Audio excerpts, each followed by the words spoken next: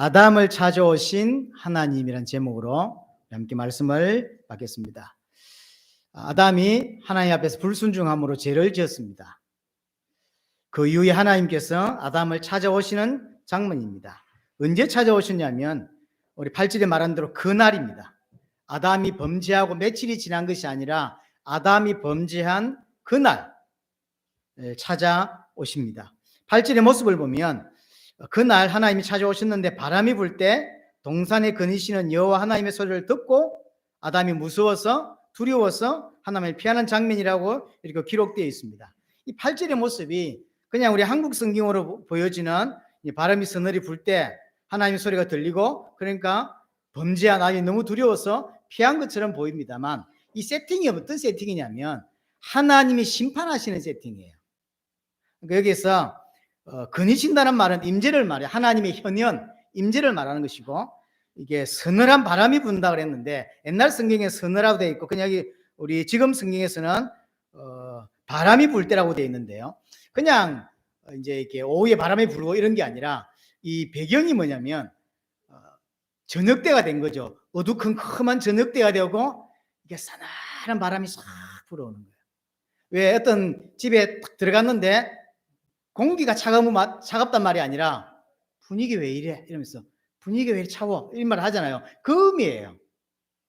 그러니까 범죄한 그날 이게 어두컴컴한 그때 스나한 바람이 싹 불어오는 거죠. 그러면서 뭐가 되냐면 하나님의 소리가 들립니다. 이 하나님의 소리가 들린다는 말은 하나님이 등장하실 때 왜 나타난 소리들 있잖아요. 천둥 소리, 번개 소리, 우레 소리. 그래서 사람들이 무서워 벌벌 떠는 이 장면인 거죠. 그래서 8절 장면이 이게 세팅이 뭐냐면 하나님이 심판으로 내려오시는 이 세팅이에요. 어디에서 비슷한 걸 볼 수 있냐면 출애굽기 20장에 보면 십계명을 이제 받죠. 이스라엘 백성이. 그때 이스라엘 백성이 하나님 앞에 이제 나옵니다. 근데 시내산에 어떤 일이 벌어지죠? 천둥 치고 번개 치고 우레 불고 막 난리가 났죠. 거기다가 연기가 자욱한데 그 다음 단어가 뭐냐면 흑암 가운데서 하나님이 탁 나타나시죠. 어두운 가운데 하나님이 싹 나타나는데 이 소리, 그 소리 내용이 뭔지는 성경에 기록하고 있지 않습니다. 세팅이 하나님이 심판하시는 그 세팅이에요. 그러니까 두려워할 수밖에 없죠. 출애굽기 20장의 그 백성들도 너무 두려워하죠. 선지자가 나오게 된 배경이 이것 때문이거든요. 두려워서 하나님을 못 만나겠다는 거예요. 그러니 저 모세를 우리 대표로 세워서 하나님이 모세에게 말씀 주고 그 모세가 그 말씀을 받아서 우리에게 주면 우리가 동일하게 하나님 말씀 받는 거 아닙니까? 그러니 우리가 직접 안 나가고 모세를 통해 말씀해 주면 안 되겠습니까? 라고 해서 오케이. 그래서 모세를 보고 그러면 다 놓지 말고 네가 대표로 나와서 내 말을 듣고 네가 백성에게 말해라. 그럼 그대로 하면 되는 거 아니냐. 이게 지금 교회에서 목회자가 메시지를 하는 케이스도 이렇게 나오는 거예요. 그 배경이거든요. 오늘 8절 배경이 딱 그런 배경이에요. 어두컴컴한데 서늘한 바람이 싹 감도옵니다. 어두울 때 하나님의 음성이 싹 들리는 거예요. 이게 심판의 배경이에요. 그래서 너무 두려우니까 아담도 너무 두려우니까 숨을 수밖에 없는 이 숨었다고 하는 이야기는 벌써 하나님과 아담과의 관계가 깨졌다고 하는 하나님의 아들이었는데 그 관계가 깨졌어요. 하나님을 신뢰하는 관계였는데 그 신뢰가 깨져버린 거죠. 그래서 숨는 하나님을 만나야 되는 게 인생이고 하나님과 함께 해야 되는 게 인생인데 하나님을 두려워해서 숨어버리고 하나님께로부터 도망치는 그래서 하나님과 인간관계가 다 깨져 있음을 말하고 있죠. 심판당할 수밖에 없는 상태란 말이지 아담이. 그래서 두려워서 숨은 것입니다. 그러나 조금 자세히 보면 오늘 하나님이 아담을 찾아오신 이 모습이 심판하러 오신 모습이 아니라고 하는 거예요. 분명히 세팅은 지금 심판하는 세팅을 갖추고 있지만 그래서 아담도 심판받는 게 당연하다고 생각해서 두렵고 하나님이 무서워서 숨은 거예요. 그러나 자세히 보면 하나님이 아담을 심판하러 오신 것이 아니라 살리러 오신 거예요. 살 길을 주시려고 하나님이 찾아오신 거죠. 어떤 면에서 아담이 심판받는 게 마땅합니다. 그러나 하나님은 심판하러 오신 것이 아니라 아담에게 살 길을 주시려고 찾아오시는 거죠. 이 모습이 나중에 신약 성경에 예수님의 초림의 모습을 또한 보여주는 모습이에요. 예수님은 우리를 살리러 오신 거예요. 사는 길을 열어주시러 오셨죠. 유대인들이 갖고 있는 그 종말론의 개념이 어떤 것 같냐면, 기독교가 좀 비슷한 건 뭐냐면 직선적인 역사관을 가지고 있어요. 시작이 있으면 끝이 있어요. 그래서 유대인들은 시작이 되었고 끝이 주님의 오심으로 이게 끝이 나고, 그 끝이 심판이고, 끝나면 이제 메시아가 오면 끝이 나고 그게 종말이고, 의인은 하나님께로 악인은 지옥으로. 이게 이제 유대인이 갖고 있는 종말에 대한 역사관이에요. 기독교는 좀 다릅니다. 기독교는 좀 달라요. 주님이 오심으로 종말의 시작이지 끝이 아닌 거예요. 그래서 기독교에서 메시아가 두 번이 오는 거예요.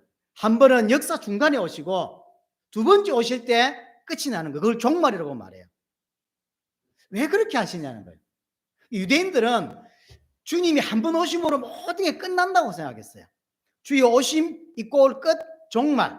그 종말로 말미암아 이제 다 끝나는 거죠. 의인은 하나님의 나라로, 하나님의 품으로, 악인은 지옥으로. 그러나 우리는 그렇게 생각지 않아요. 만약에 주님이 한 번 오심으로, 초림으로 말미암아 다 심판하시면 어떻게 될까요? 모든 이방인에게는 구원의 기회가 없어요. 한 사람도 구원받을 수 없어요. 또 이방인 그러다 치고 유대인은요. 유대인 중에서도 구원받을 사람이 몇 사람 있을까요? 자, 2000년 전에 주님이 오셨습니다. 오셨을 때 그냥 심판으로 오셨다고 생각을 해보세요. 심판으로 오셨으면 모든 이방인들의 당연히 지옥이고, 그럼 유대인 중에서 저 예수님을 그리스도로 인정하고 구원받는 사람이 몇 명 있겠냐고요. 그들은 율법을 지킴으로 구원받는다고 생각하고 그들이 행위를 가지고 구원받을 거라고 생각했어요. 그래서 메시아인 예수를 메시아로 인정하지 못한 거죠. 한 명도 사실은 구원받을 수가 없습니다. 오직 구원은 예수 그리스도의 의로운 피로만 구원을 받을 수 있어요. 예수님 직접 뭐라고 말씀하시냐면 요한복음 12장 46절 47절에 보면 나는 빛으로 세상에 왔나니 물론 나를 믿는 자는 어둠에 거하지 않게 하리 함이라. 어둠에 거하지 않게 하리 함이라. 47절에 내가 온 것은 세상을 심판하려 함이 아니요. 유대인들은 메시아의 초림에 모든 게 끝이 난다고 생각했어요. 예수님이 뭐라고 말하냐면 내가 온 것은 심판하러 온 게 아니다.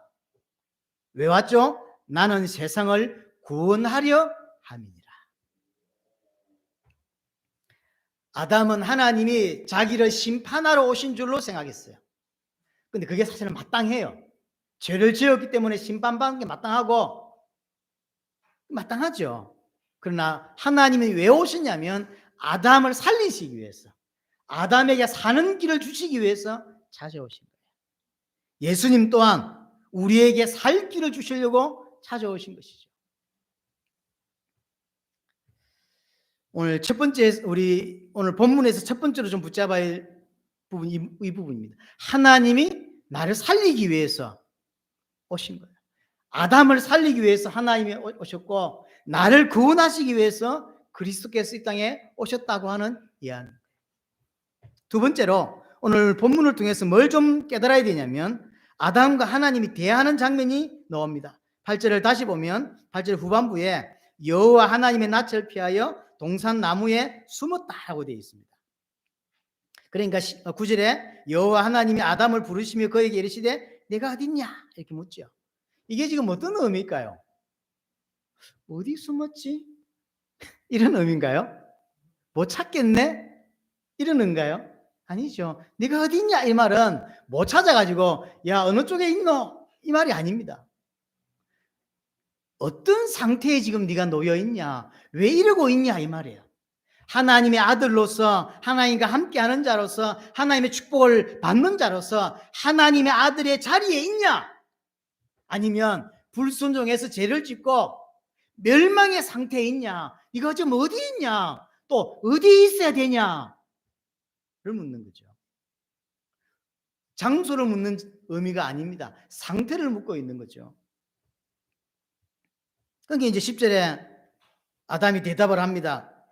이르되 내가 동산에서 하나님의 소리를 듣고, 이 바람 소리, 이런 하나님이 임재하실 때 나타나는 그 소리를 들은 거죠. 음성을 들은 것 같지 않아요. 이 신학자들은 여러 가지 말을 합니다만 음성을 들었다, 아담아 아담아 이런 음성을 들었다라고 말하지만 그 말은 아닌 것 같고요. 하나님이 임재하실 때 오는 그 바람 소리, 천둥 소리, 벌써 하나님이 쫙 올 때 오는 소리 나잖아. 그때 벌써 벌벌 떤 거죠. 두려워서 소리를 듣고 내가 벗었으므로 두려워하여 숨었나이다라고 이야기합니다. 아담이 두려워하는 이유가 뭐죠? 벗었기 때문이다라고 표현하고 있어요.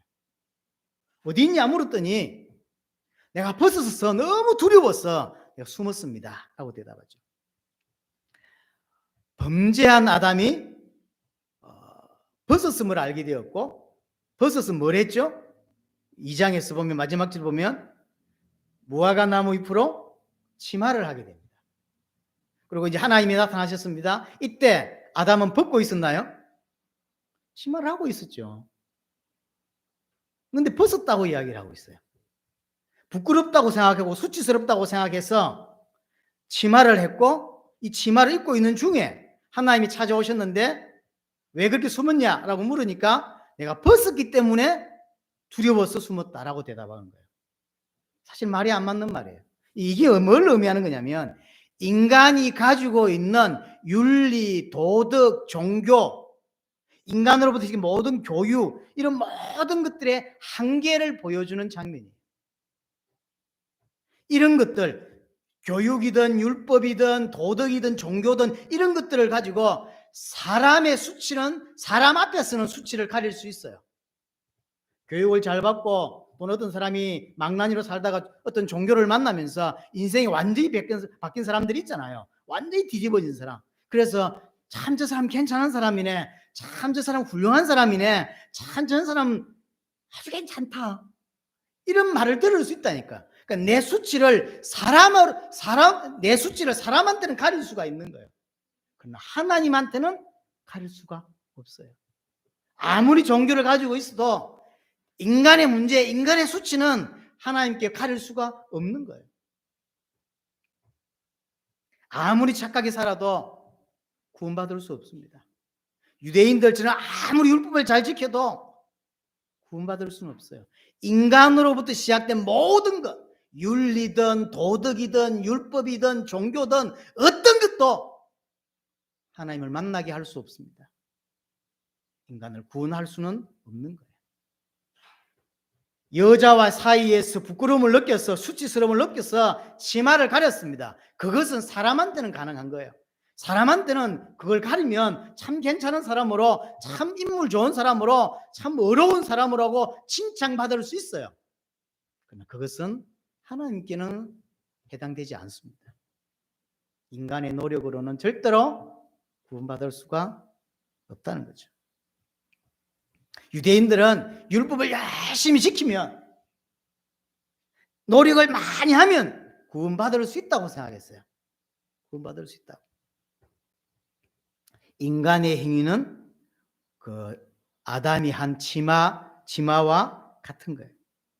사실은 유대인들이 그렇게 지키고자 했던 그 율법의 최종 목적은 사실은 예수를 그리스도로 믿게 하는 데 목적이 있었는데, 예수는 그리스도를 믿지 않고 율법만 지킨, 율법을 준 의미도 모른 채 살아가고 있죠. 인간의 행위로는, 아담이 한 그 치마로는 절대로 인간의 수치를 가릴 수 없고 인간의 문제를 덮을 수 없습니다. 하나님을 만나게 할 수 없다는 거예요. 자, 또 하나가 10절에 오시면, 10절에 이르되 내가 동산에서 하나님의 소리를 듣고 내가 벗었으므로 두려워했다라고 써있죠. 두려워 숨었다라고 했죠. 그러니까 11절에 이제 하나님이 이르시되 누가 너의 벗었음을 내게 알렸냐 이렇게 묻습니다.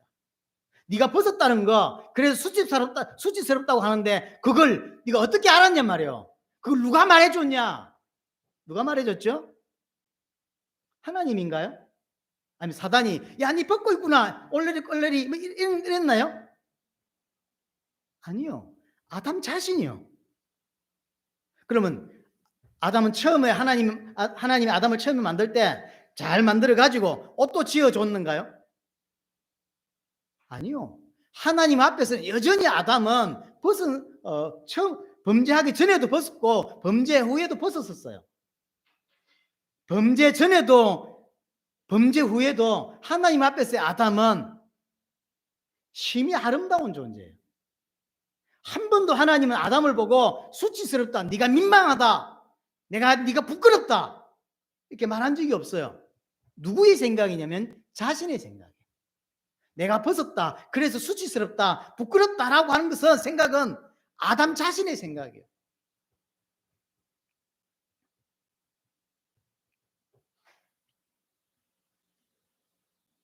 아담과 여자는 처음부터 옷을 입고 있질 않았고요. 부끄럽지 않았습니다. 여전히 하나님은 아담이 부끄럽거나 사실 민망하지 않습니다. 그러나 그런 기준은, 내가 부끄럽다라고 하는 기준은 아담 자신이 만든 기준이에요. 아담 자신이.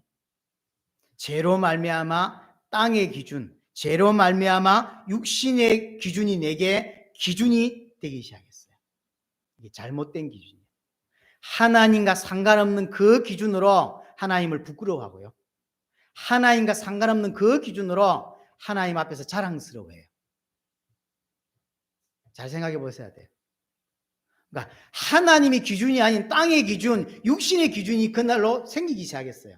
그래서 부끄럽다, 수치스럽다라는 게 내 안에 들어왔고, 그건 사단이 준 것도 하나님이 가져준 것도 아니요, 본인 스스로 넣은 거예요. 죄로 말미암아서. 그래서 그 삐뚤어진 잘못된 그 기준을 가지고 여전히 하나님 앞에 들이대는 거예요. 잘못된 기준을 가지고 하나님께 부끄럽고, 그 잘못된 기준을 가지고 하나님 앞에 자랑스럽다는 거예요. 유대인들 보세요. 율법을 잘 지킨 걸 보고 너무너무 자랑스러운 거죠. 율법을 지키지 못하는 그 창녀를 보고 하나님께 뭐라 기도하냐면, 하나님, 나는 저와 같지 않은 걸 감사하나이다. 하나님, 저는 아시잖아요, 제가 어떻게 율법 지키는지. 저 창녀하고 제가 같습니까? 너무 자랑스러워하죠. 하나님 나를 굉장히 기뻐하실 거야, 하나님 내 때문에 굉장히 기뻐하실 거야, 스스로 좀 자족하고 있죠. 그럴까요? 아니요. 땅의 기준, 육신의 기준, 잘못된 기준, 그 기준이 인간의 기준이 되었고, 그 기준으로 하나님께 들이대고 있는 거예요. 이것 때문에 부끄럽습니다. 이것 때문에 자랑스럽습니다.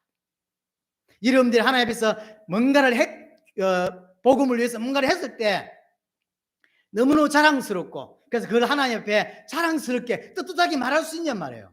그 기준이 뭐냔 말이에요. 기준이 다 틀어져 버렸어요. 내 기준이요, 이거 하면 하나님 기뻐하실 거야, 이거 하면 하나님 슬퍼하실 거야. 전부 내 기준이에요.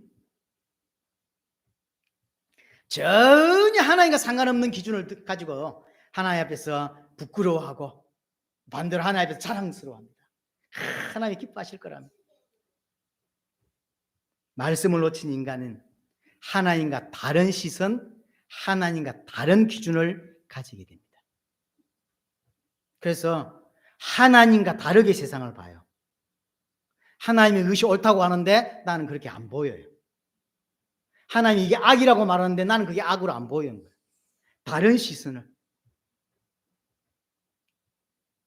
다른 시선을 가지고, 다른 기준을 가지고 하나님 앞에서 자랑스러워하고 하나님 앞에서 부끄러워하고,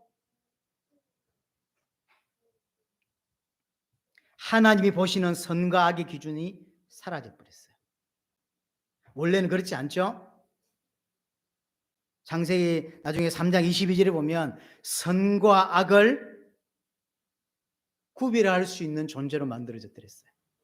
그러니까 하나님의 시선이 내 시선이 같았더랬어요. 하나님이 악이라고 하는 게 내게도 악이었어요. 하나님이 선이라고 하는 것이 나에게도 선이었는데 인간이 타락함으로 말미암아 그게 뒤틀렸었어요. 그래서 잘못된 기준, 부끄러워해야 될 일이 아닌데 자기는 부끄럽고 수치스럽고 두려운 거예요. 그래서 하나님을 피하는 그런 기준이 되어버렸어요. 지금도 여전히 그 기준을 가지고 인생을 살아가는 거예요. 그렇죠? 에베소 2장 3절에 말한 대로 땅의 기준이 내게 생겼죠. 그래서 땅의 기준이 뭐냐면 육체와 마음이 원하는 거. 그게 땅의 기준이에요. 그것이 내 인생 살아가는 기준이 딱 돼 있다니까요. 네 왜 그렇게 살아? 에베소 2장 3절이 기준이에요. 육체와 마음이 원하는 거. 그건 하나님의 기준이 아니에요. 그래서 열심히 해서 돈 벌려고 그러고, 그래서 열심히 해서 다른 사람 짓밟아가면서도 성공하려고 하는 이유가 뭐냐면 그것 때문이에요. 성공이 나쁘단 말이 아니라 당신이 가진 기준이 뭐냔 말이에요. 왜 돈을 벌어야 되고, 왜 집을 사고 싶냔 말이에요. 왜 좋은 차를 타고 싶냔 말이에요. 이유가 도대체 뭡니까? 땅의 기준이요. 육신의 기준이요. 잘못된 기준이요. 그 기준을 가지고 여전히 하나님 앞에 들이대고 있는 거예요. 부끄럽다 또는 굉장히 유대인처럼 자랑스럽게 당당하게 하나님 이만했으면 됐지 않습니까? 어떤 청년이 예수님께 제가 어릴 때부터 율법을 잘 지키고 뭘 잘했습니다. 내게 남아있는 기만 말해 보십시오. 내가 뭘 하면 되겠습니까? 이 부자구나. 모든 돈을 싹 가난한 사람에 다 나눠주고 날 따라 그랬더니 돈이 많았으므로 근심해서 집으로 갚으려죠. 머리 거지였으면 예수님을 따라설지도. 왜냐 2판 4판이니까. 안 그래요? 옛날에 우리 아버지가 가끔씩 에이 전쟁이나 났으면 좋겠다 이런 농담 삼아 큰일 날 소리를 왜 그러냐면 가진 기엇이 없을 때거든. 2판 4판인 거 이래도 죽고 저래도 죽고 막 가난한데 집도 없지 뭐 아무것도 없어. 그러니 전쟁 가서 뒤집어버렸으면 좋겠다면 이제 사회에 대한 분노가 많았던가 봐요 우리 아버지가. 그럼 가진 사람들은 큰일 납니다. 수도권에 아파트 2채 3채 가진 사람들은 큰일 날 소리죠. 전쟁 나면. 이제 이 부자 청년이 자기는 나름 율법을 잘 지킨 거예요.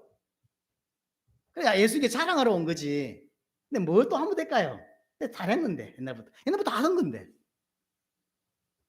그러고 있습니다.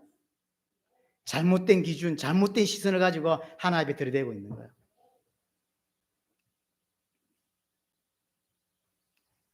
하나님이 보시는 선과 악의 기준은 다 날아가고 땅의 기준이 내게 기준이 되어서 선과 악을 구별하기 시작합니다. 그러면서 공부 1등하면 하나님이 영광을 받으셔.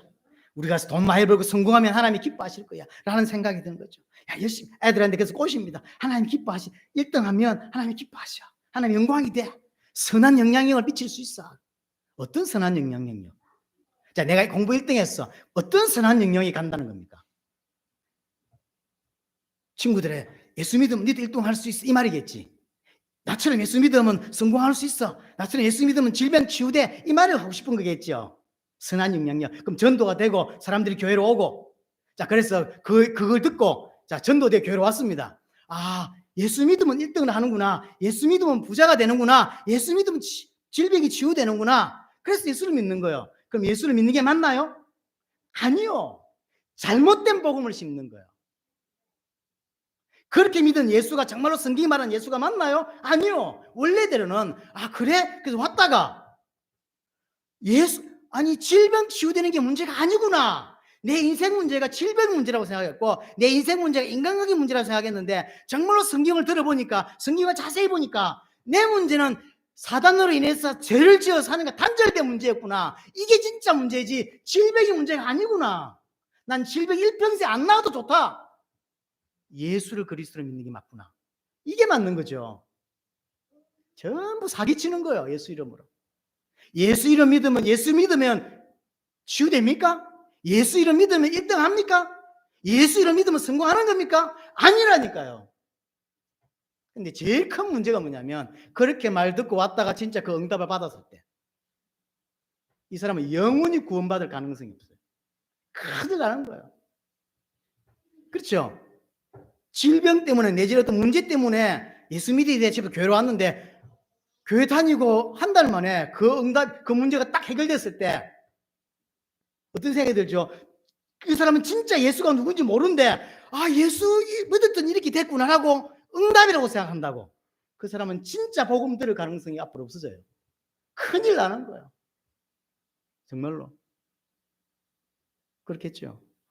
여러분들이 응답이다라는 게 생각을 잘 해봐야 돼. 자연 그게 응답일까?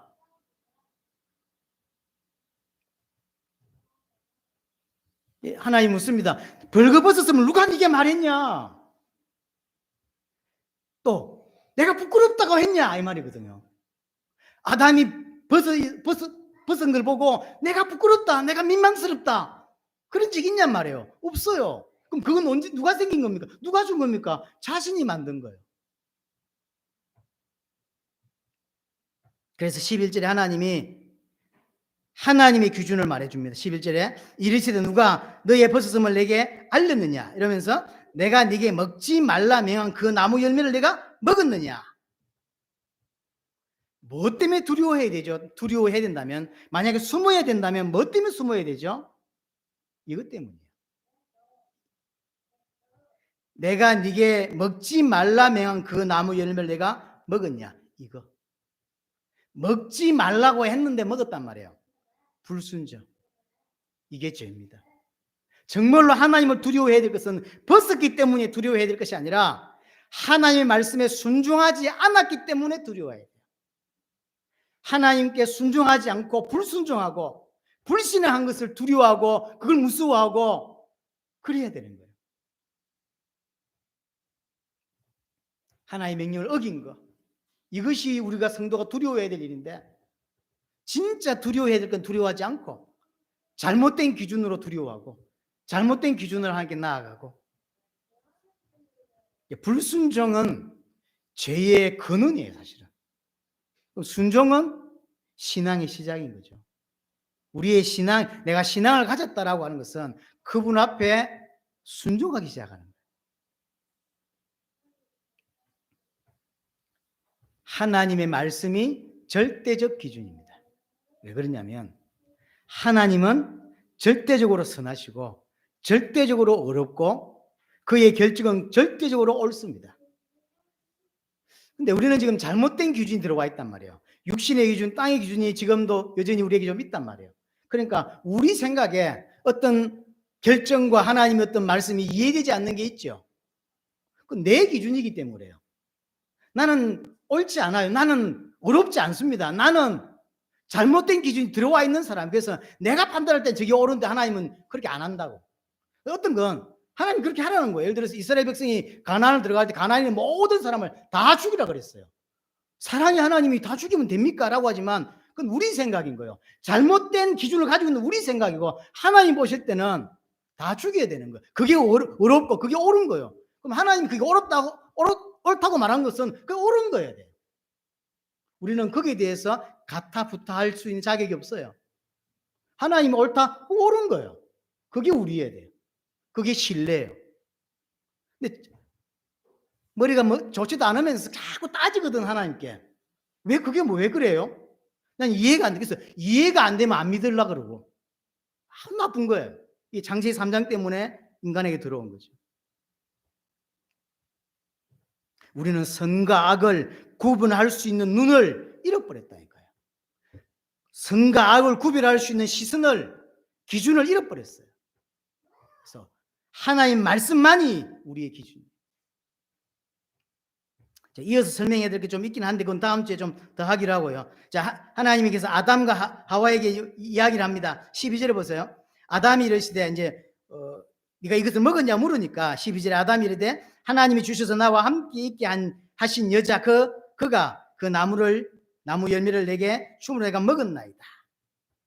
이제 이게 여자가 이걸 줘서 내가 먹었다 이 말인데 앞에다가 뭘 붙이죠? 하나님이 주셔서 나와 함께 있게 한 그 여자.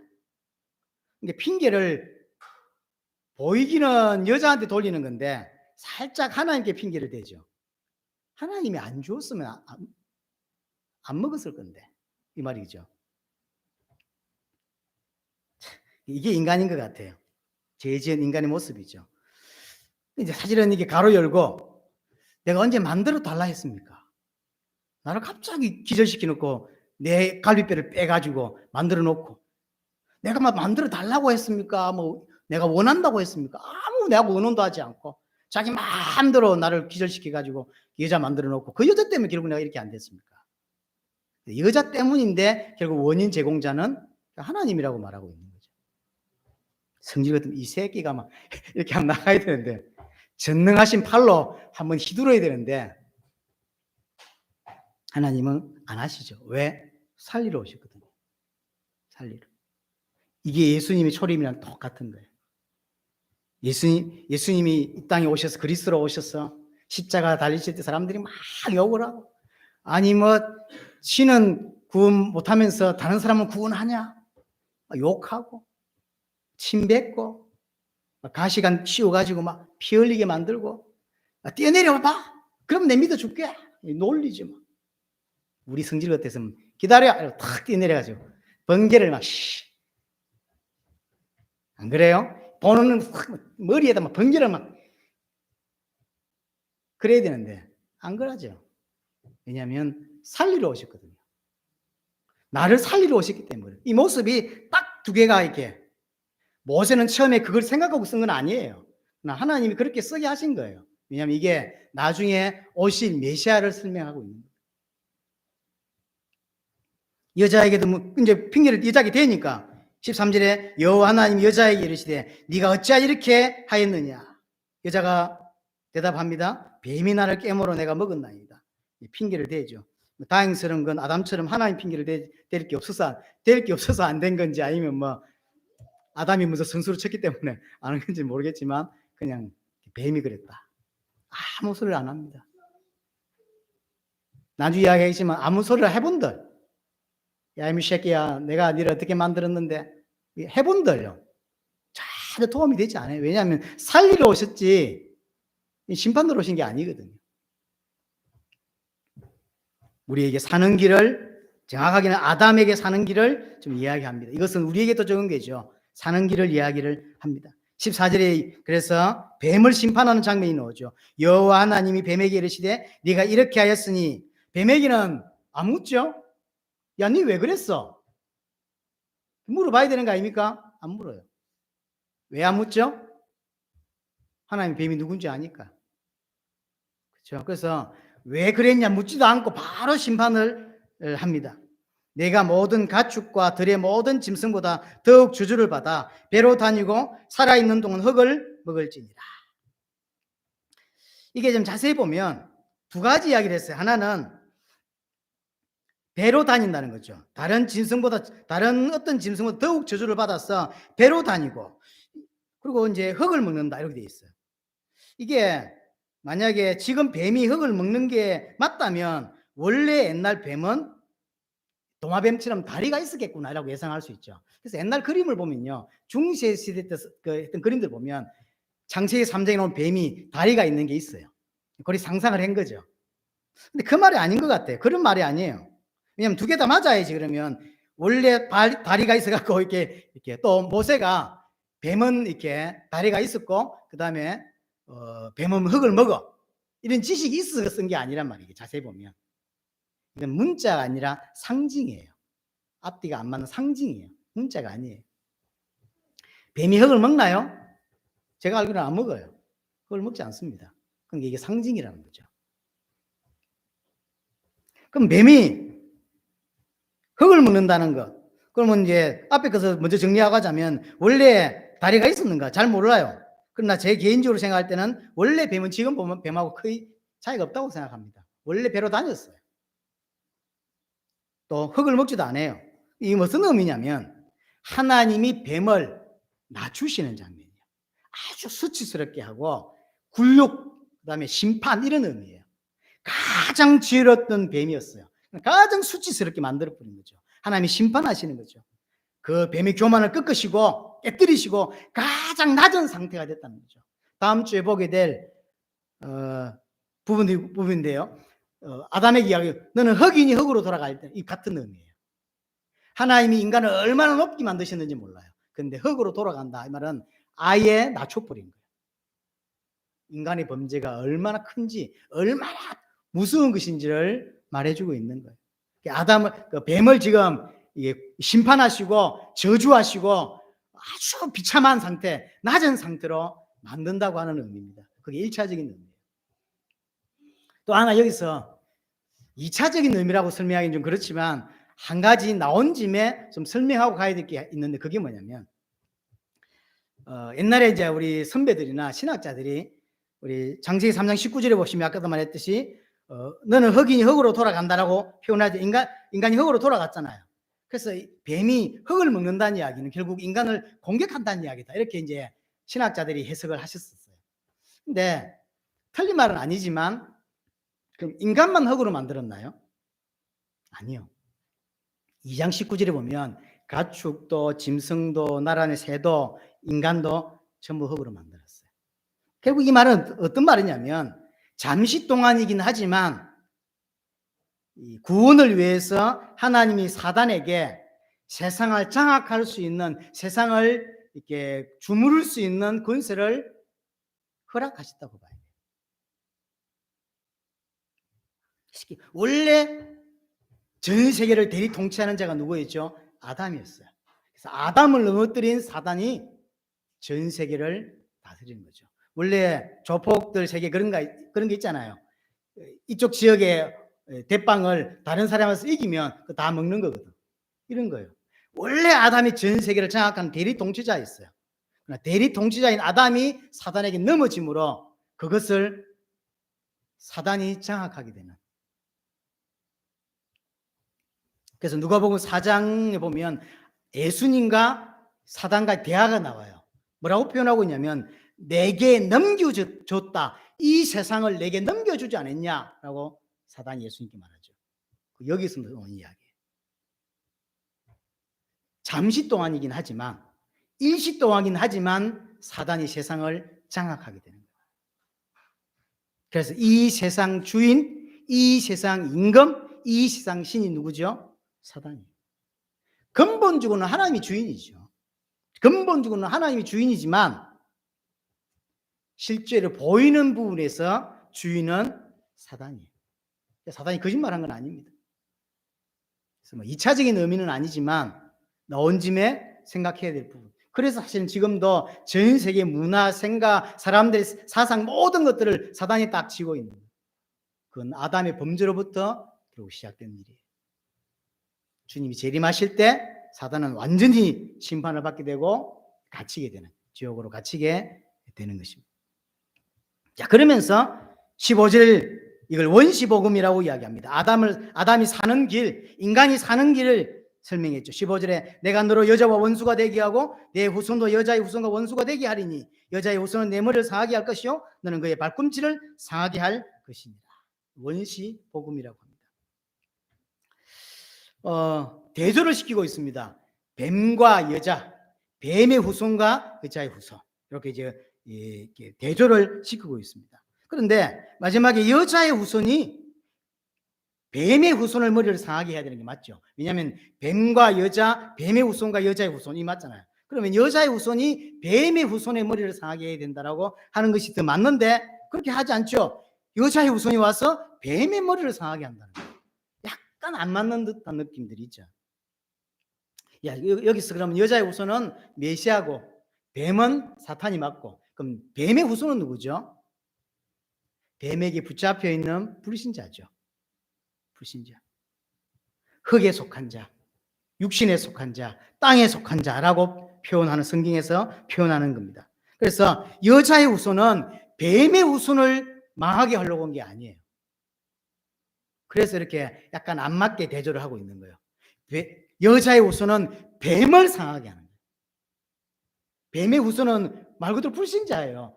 그리스도가 오시는 이유는 불신자를 죽이려고 망하게 하려고 오신 것이 아니라 그리스도는 그 불신자의 아비가 되는 뱀, 사단을 멸망시키려고, 사단을 죽이려고 오셨다는 이야기죠. 뱀의 머리를 상하게 해서 뱀에게 잡혀있는 자들을 건져내시려고 오신 거예요. 여자의 후손은 메시아가 오면 뱀에게 사로잡혀있는 그들을 건지시기 위해서 뱀의 머리를 박살내는 거죠. 그럼 어떻게 살리죠? 메시아가 와서 뱀의 머리를 이렇게 깨뜨릴 것인데 그럼 어떻게 그렇게 하냐는 거죠. 뒤에 그렇게 15절 마지막 부분에 그래 있죠. 너는 그의 발꿈치를 상하게 할 것이다. 그리스도를 죽임으로, 메시아를 십자가에 죽임으로 말미암아 그 죽음, 메시아의 그 죽음이 모든 뱀에게 잡혀있던 자들을 건질 수 있는 길이 되는 거죠. 예수님의 십자가 사건은 사단과 죄와 하나님과 단절된 이 모든 문제를 건져낼 수 있는 것이죠. 해결할 수 있는 유일한 답이죠. 자, 그럼 여자의 후손은 누굽니까? 그리스도입니다. 이 여자의 후손은 중요한 세 가지 조건이 있습니다. 하나는 동정력, 쉽게 말하면서 성령으로 잉태된 자여야 돼요. 왜 그럴까요? 죄가 없어야 되니까. 죄인은 우리의 구원자가 될 수 없습니다. 그래서 성령으로 잉태돼야 돼요. 두 번째, 죄 없는 분이 죄 없이 오셔야 돼요. 그래서 동정녀라고 하는 방식으로 오실 수밖에 없는 거예요. 죄 없이 오셔서 죄 없이 사시다가 죄인을 위해서 죽으셔야 돼요. 그것이 그리스도의 조건이에요. 세 번째로 그의 죽음이 인간의 모든 문제를 해결하는 죽음이어야 된단 말이에요. 반대로 이야기하면 하나님 보실 때 합당한, 하나님 보실 때 의로운 죽음이어야 된단 말이에요. 그게 조건이 어렵다고 하는, 완벽하다고 하는 게 증거가 뭐냐면 부활인 거예요. 그걸 바울은 고린도 전후서에서 그 이야기를 쓰고 있죠. 부활하셨다는 이야기는 죽으심이 온전했다는 거예요. 뭐에 온전합니까? 하나님의 원하시는 것을 이루시기에 온전했고, 인간 쪽에서 볼 때 인간의 문제를 해결하시는데 온전한 사건이 십자가의 죽음 사건이라는 거죠.